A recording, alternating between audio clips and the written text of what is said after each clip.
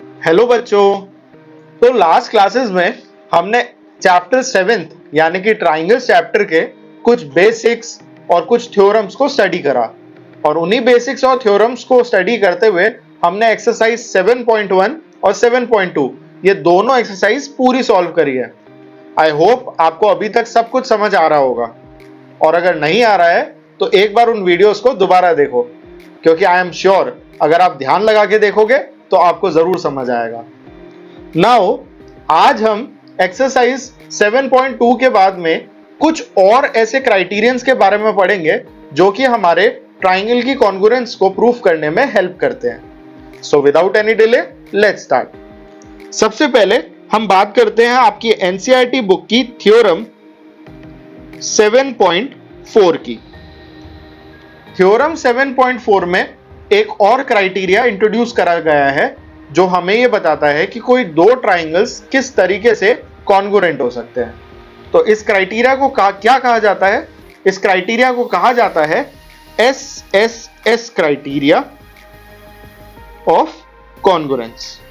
और ये SSS word का क्या मतलब हुआ? आप बिल्कुल सही सोच रहे हो। SSS stands for side side side. यानी लेट्स सपोज अगर आपको कोई दो ट्राइंगल्स गिवन है, let's say this is your triangle 1, this is your triangle 2। Triangle 1 का नाम दे देते हैं मान लीजिए ABC और ट्राइंगल 2 का नाम दे देते हैं DEF। तो ट्राइंगल ABC की लेट्स सपोज अगर आपको दे रखा है कि इफ AB जो साइड है ABC की वो DEF की साइड DE के इक्वल है, यानी this is equal to this।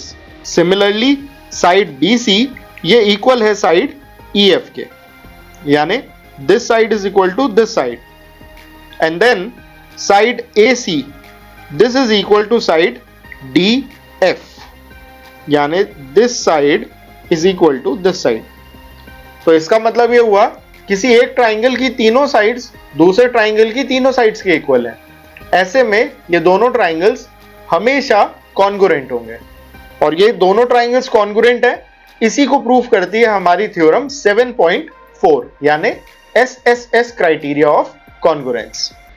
तो इसका अगर आपसे कोई स्टेटमेंट पूछे तो इसका statement would be simple, if the three sides of one triangle are equal to the three sides of another triangle then both the triangles are congruent. So this was theorem 7.4. Now let's talk about the final theorem of this exercise, which is theorem 7.5, which is also called RHS criterion of congruence। अब RHS का full form क्या हुआ? RHS में ना तो S आ रहा है यानी ये साइड नहीं है, ना A आ रहा है यानी कि ये एंगल नहीं है, तो फिर ये RHS क्या है? So this RHS actually stands for, R होता है राइट एंगल, H होता है हाइपोटेनस और S होता है एक साइड।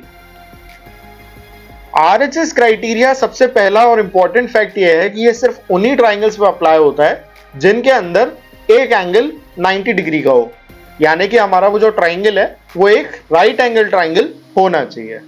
अब लेट्स सपोज आपके पास में कोई दो राइट एंगल ट्राइंगल है, let's say this is triangle 1 and this is triangle 2। Let's say this triangle is ABC, this triangle is DEF। ABC triangle में राइट एंगल है एंगल B पे और DEF में राइट एंगल है E पे। तो ये दोनों ट्राइंगल्स कॉन्ग्रुएंट होंगे अगर इन दोनों ही ट्राइंगल में एक राइट एंगल यानी कि ये दोनों ही ट्राइंगल्स के हाइपोटेनस और दोनों ही ट्राइंगल की एक एक साइड ये तीनों ही एक दूसरे के इक्वल हो। यानी अगर मैं इस पर्टिकुलर ट्राइंगल की बात करूं तो अगर आपको ऐसा दिया जाता है कि this angle B is equal to angle E which is 90 degree, AC is equal to DF which is what? The hypotenuse, and कोई भी एक साइड मान लीजिए BC is equal to EF which is a side। तो एक 90 degree angle एक hypotenuse और एक साइड, ये तीनों चीजें एक दूसरे के इक्वल हैं, तो ऐसे ट्राइंगल को हम कॉन्ग्रुएंट कह सकते हैं by RHS criteria of congruence. एक इंपॉर्टेंट बात जो आपको RHS के अंदर ध्यान रखनी है वो ये है कि एक एंगल 90 डिग्री का तो चलो आपको ऑलरेडी क्वेश्चन में दिया ही हुआ है, लेकिन उसके अलावा आप जो दो साइड सिलेक्ट करने वाले हो उसमें से एक साइड का हाइपोटेनस होना जरूरी है। आप ऐसा नहीं कर सकते हो कि जो साइड AB है ये DE के इक्वल है और BC जो है वो EF के इक्वल है, तो हम कह दें कि ये RHS क्राइटेरिया ऑफ कॉन्ग्रुएंस से सिमिलर है।